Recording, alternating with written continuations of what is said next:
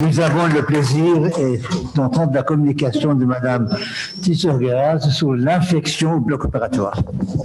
Alors, donc, Françoise Tissot-Gueraz est hygiéniste aux hôpitaux de Lyon et elle est ancienne présidente de la compagnie des experts à la Cour de cassation et elle va nous expliquer ce qu'on fait rien dans le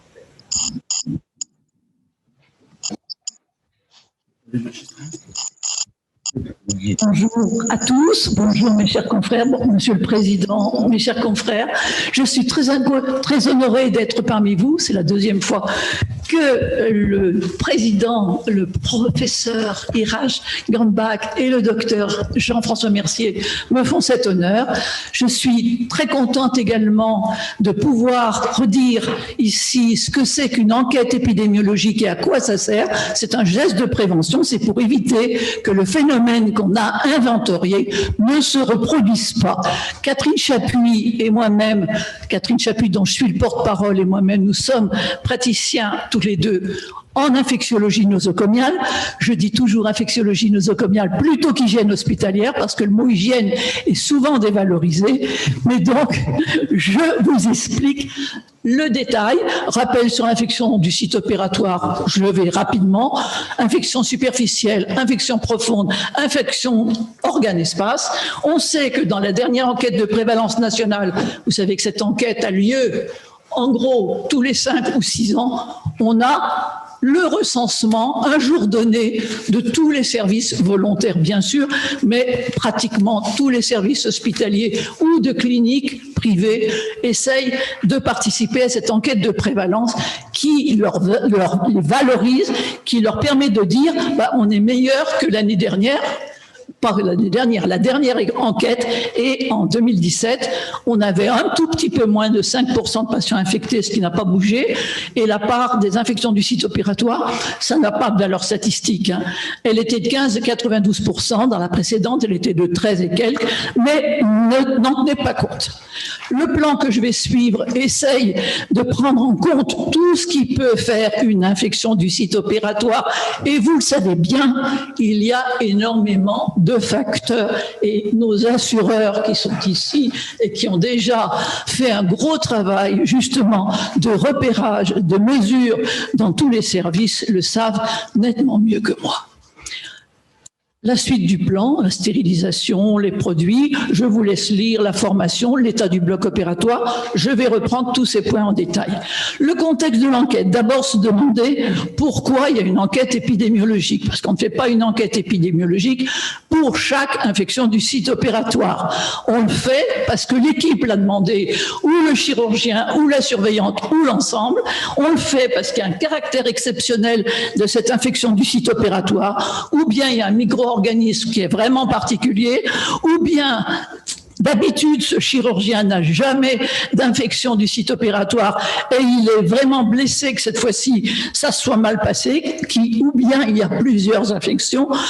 Et vous savez, j'utilise souvent, vous tous avez fait les mêmes lettres classiques que moi, vous avez appris la règle des 3 unités, l'unité de lieu, l'unité de temps et l'unité d'action, et chaque fois qu'on a ces 3 paramètres dans un service, on est sûr que ça va être du nosocomial, mais je ne traite pas que l'infection du site opératoire nosocomial, bien entendu devant vous. L'expérience de l'enquêteur compte énormément. C'est vrai que quand on a fait déjà de nombreuses enquêtes épidémiologiques, on est mieux armé pour aller chercher un peu loin où peut se situer l'origine de cette infection. Alors, dès qu'on a connaissance d'un phénomène particulier dans un service, c'est important d'avoir des bons liens avec le service de bactériologie, c'est important d'avoir de bons liens avec le service lui-même, c'est important de savoir si le CLIN, on l'appelle plus le CLIN maintenant, mais moi je le laisse comme ça, comité de lutte contre les infections nosocomiales, on a mis le mot CEPIAS en face et tous les mots AS dans notre langue française sont plutôt péjoratifs. Donc j'utilise le clin. Implication acceptée par l'équipe du service, c'est très important parce que si le service n'accepte pas l'enquêteur, on va lui cacher des choses. Et je dis toujours qu'on se dépêche dès qu'on sait qu'il y a quelque chose dans un service parce que tout va changer dans les quelques minutes qui suivent. On va vous cacher des choses et je me dépêche sans dire que j'arrive en courant.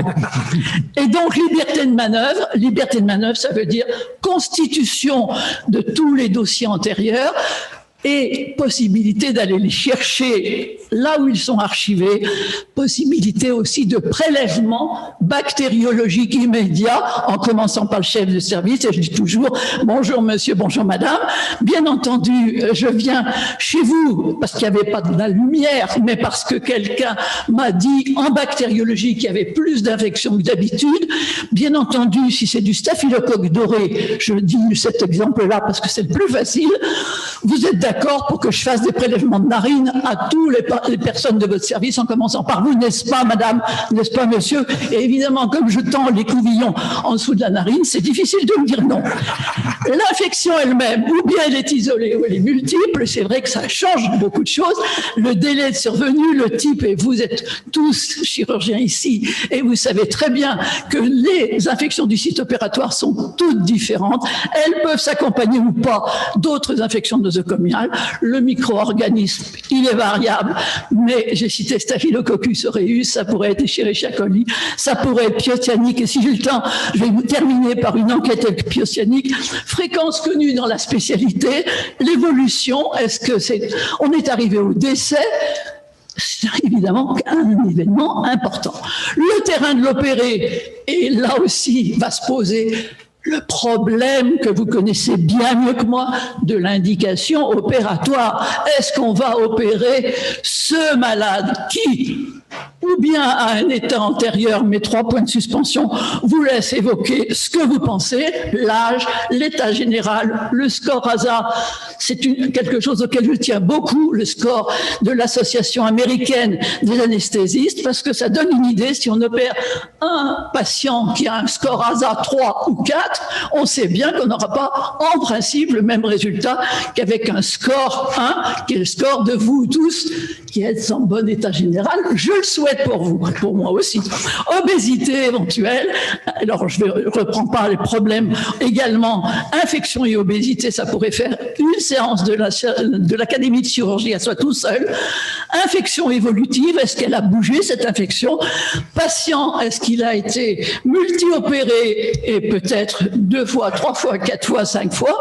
Dès que je vois un dossier en expertise, un patient multi-opéré, je commence à me dire oh là là, oh là là, oh là là, il avait du travail, ce chirurgien. Pourquoi est-ce qu'il a opéré? Peut-être que vraiment on ne pouvait pas faire autrement, mais porteur de dispositifs médicaux, les cathéters ou autres, les sondes multiples, les infections antérieures, même très anciennes, entrent en ligne de compte si on a quelqu'un qui a eu une infection il y a 20 ans à Staphylococcus aureus, eh bien, il y a bien des chances pour qu'on en ait une autre qui ne soit pas nosocomiale, mais qui survienne 20 ans après. L'état d'immunosuppression, que ce soit des petits prématurés, que ce soit des greffés, que ce soit des sidéens, l'état d'immunosuppression est multiple.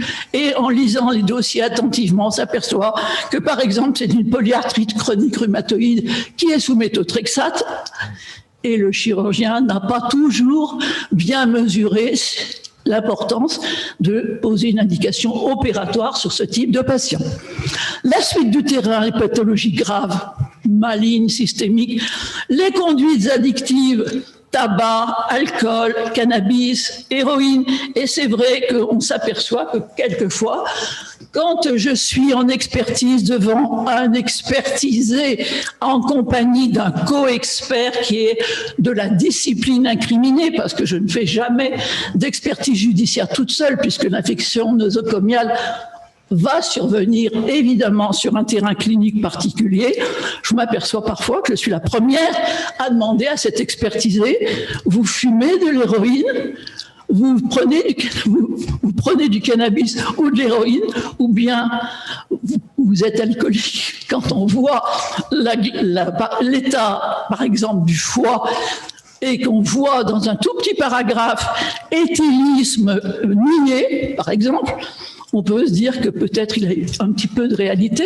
Préparation du foyer opératoire, je n'ai fait que le présenter parce qu'il y a un tellement large corpus de recommandations. Maintenant, c'est une douche préopératoire et non plus deux, comme on disait. Et là, je vous renvoie à la Société française d'hygiène hospitalière, la SF2H, c'est notre société savante, il faut que je dise cocorico, et puis bien redire que la dépilation n'est pas forcément obligatoire, l'antisepsie du champ opératoire doit toujours se faire avec un antiseptique alcoolique. Il y a une controverse sur le type d'antiseptique, mais la composante alcoolique est importante, champ adhésif imprégné ou non, et puis l'antibioprophylaxie péropératoire, dont nous avons déjà parlé avec les premières interventions, avec en particulier la mise à jour régulière de la Société française d'anesthésie-réanimation sur l'antibioprophylaxie péropératoire. L'intervention chirurgicale proprement dite, j'ai déjà parlé de l'indication opératoire. L'opérateur, c'est sûr qu'un opérateur expérimenté aura en principe moins d'infections du site opératoire qu'un junior, mais il faut bien que le junior apprenne aussi. Il aura peut-être plus d'infections, mais il faut qu'il apprenne avec son senior. Le nombre d'intervenants est très important dans la salle d'intervention. La technique chirurgicale, standard ou non, c'est-à-dire que si le chirurgien utilise une technique que personne n'a jamais employée, il a intérêt à argumenter sa technique chirurgicale, bien entendu. La stérilisation, je ne fais que dire le mot parce qu'elle n'est pratiquement plus en cause actuellement. C'est un travail avec le pharmacien responsable. Ce que nous demandons, c'est qu'il y ait une traçabilité exhaustive, c'est-à-dire que lorsqu'on a ouvert une boîte à tort, qu'on l'ait notée et qu'on ait rejeté la boîte, évidemment. Événement indésirable signalé, il faut le savoir. Vérification de tous les produits utilisés en bloc, quels qu'ils soient. Aucune piste, je l'ai marqué, ne doit être négligée. Je me suis aperçu plusieurs fois qu'on croyait un flacon d'antiseptique tout à fait neuf et qu'il n'était pas, et qu'il a dû rester déjà sur le côté, désinfectant tous les produits utilisés. Le mot formation est extrêmement important et dans les enquêtes épidémiologiques, il faut vraiment faire un petit chapitre dessus, savoir si toutes les équipes qui interviennent au bloc opératoire, que ce soit pour l'entretien ou les équipes soignantes ou les opérateurs, bien évidemment, font une formation continue. La formation initiale, en général, est longue, mais la formation continue, j'ai mis la revue de morbimortalité également, parce que je pense qu'elle fait partie aussi de l'enquête épidémiologique, que ce soit les techniques, quelles qu'elles soient. J'ai mis des points de suspension, parce que ça peut être l'habillage, ça peut être la désinfection des mains, et vous savez que les protocoles ont changé ces 10 dernières années. Gestion de l'instrumentation. Et puis, je l'ai rajouté parce que c'est pas toujours, c'est peut-être contributif, mais pas toujours vraiment la source de l'infection, savoir la vétusté du bloc opératoire.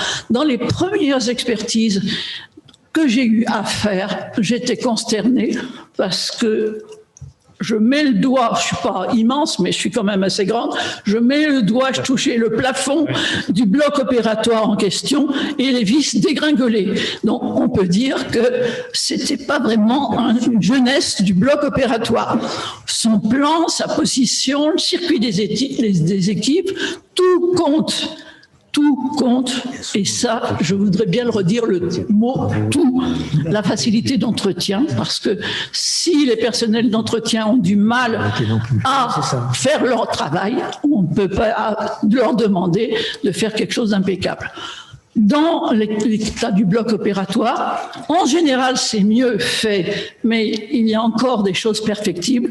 Les protocoles doivent être validés par le CLIN et on a à vérifier les équipements de traitement d'air, le contrôle de qualification des salles, les équipements pour la désinfection chirurgicale des mains, la qualité de la maintenance générale du bloc et des annexes. En résumé, mais je ne voudrais pas m'arrêter là tout de suite, je voudrais dire deux choses. D'une part, que je suis l'ambassadeur de la ville de Lyon. Évidemment, vous êtes tous déjà passés à Lyon. La ville qui a 3 fleuves, le Rhône, la Saône et le Beaujolais, et qui a 2 collines.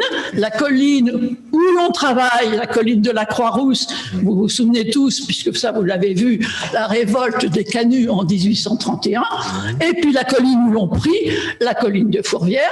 Vous savez aussi, et ça je le répète à chaque fois que nous avons eu la chance, entre autres maires, d'avoir Raymond Barre, qui a inscrit Lyon au patrimoine mondial de l'humanité et qui a convoqué un G7 à Lyon, ce qui a été quand même rudement important pour le tourisme et pour la connaissance de Lyon. Et je vous invite, vous tous, si vous ne l'avez jamais fait, à venir un 8 décembre à Lyon pour la fête de Marie, qui est la patronne de la ville et qui est la fête des Lumières.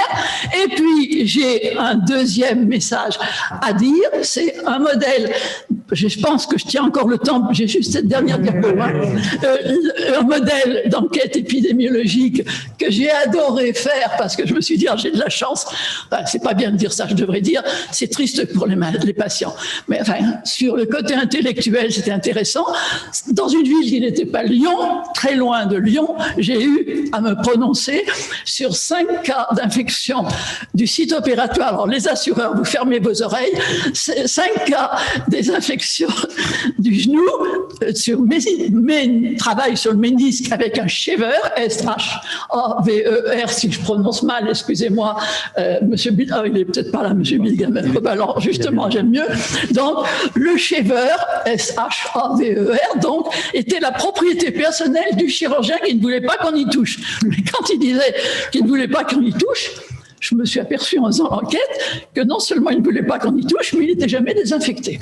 Et quand lui s'en occupait, son shaver, après l'intervention, c'est comme ça que je suis arrivé, évidemment, parce qu'on a toujours un truc, c'est un peu comme la porte d'entrée pour les hackers. Là, pour quelqu'un comme moi, il y a une porte d'entrée aussi. Et je me suis aperçu qu'il rinçait lui-même, le chirurgien rinçait lui-même son shaver avec l'eau de l'auge. En ce temps-là, on se désinfectait les mains en se frottant les mains avec l'eau de l'auge. Horreur. Les infections étaient à piocianique et l'eau de l'eau chirurgicale était à piocianique. C'est bien qu'il y avait 2 responsabilités. La responsabilité de l'établissement, de toute façon, et puis la responsabilité du chirurgien. J'ai adoré parce que je me suis dit, il faut vraiment aller sur place pour se rendre compte. En résumé, et là j'ai la fin, je tiens mon temps, survenue des infections du site opératoire, elle est toujours multifactorielle. C'est vrai que c'est complexe de faire une enquête épidémiologique, il faut du temps, il faut surtout se dépêcher d'y aller pour ne pas avoir des éléments qui vous sont cachés. Et puis, le rapport de l'enquête épidémiologique est un rapport qui fait foi dans la gestion des risques de l'établissement de soins. Je vous ai mis en bas le signalement de certaines infections du site opératoire par électronique et je vous remercie de votre attention. Très bien, bravo.